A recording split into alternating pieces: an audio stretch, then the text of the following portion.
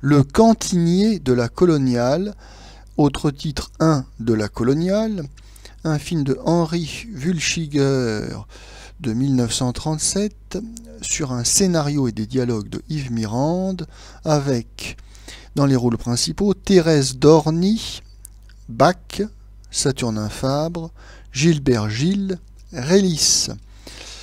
Alors le sujet Piéchu, c'est-à-dire Bach, est un vieux soldat d'infanterie coloniale qui termine sa carrière militaire dans une caserne de province comme cantinier. Il apprend un jour qu'il est l'héritier d'une immense fortune, mais il arrive presque à regretter sa condition modeste, tant l'argent lui apporte d'ennui.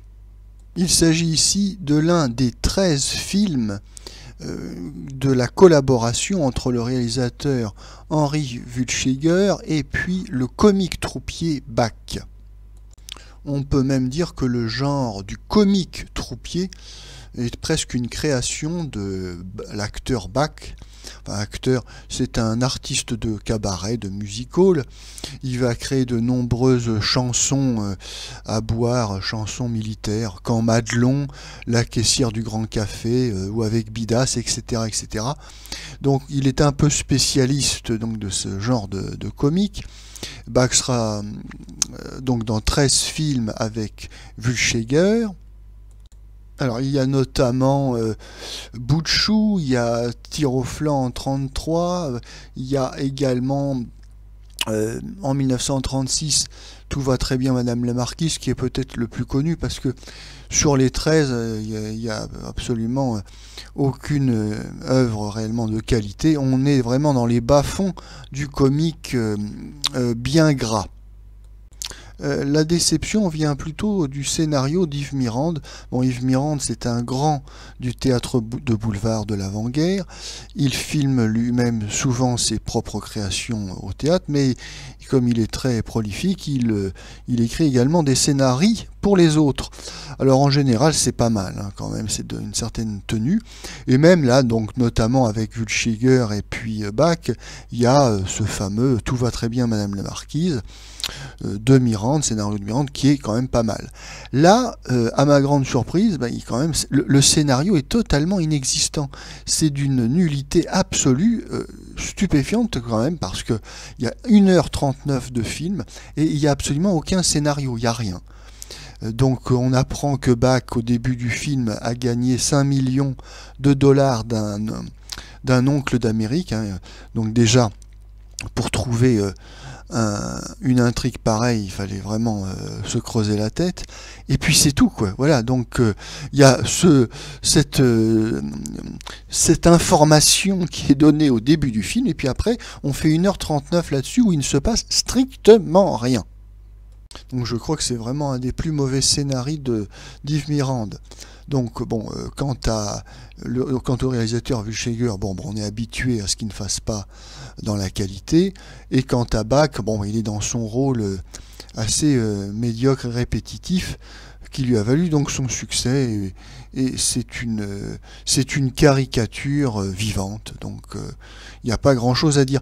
Non, dans la distribution, il y a aussi d'autres exceptions, mais bon, je pense que les acteurs qui tournent là-dedans s'en fichent un peu. Il y a notamment Saturnin Fabre, qui est d'habitude pétillant, même dans les navets les plus obscurs, et là, véritablement, on sent qu'il a abandonné. Hein.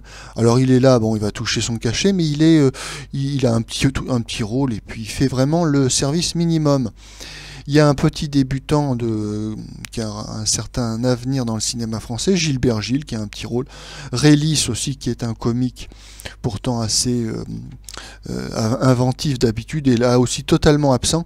Non, mais c'est un film du vide. Il n'y a ni scénario, ni interprétation. C'est le calme plat pendant 1h39.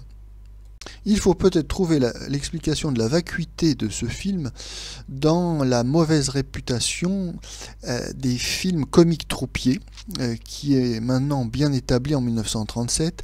En effet, il y a eu de nombreuses protestations politiques contre ces films qui sont d'une part d'une grande stupidité, mais surtout d'une grande vulgarité en général, puisqu'il s'agit toujours d'histoires de cabaret, de prostituées, d'alcoolisme, enfin la vie de la caserne, quoi.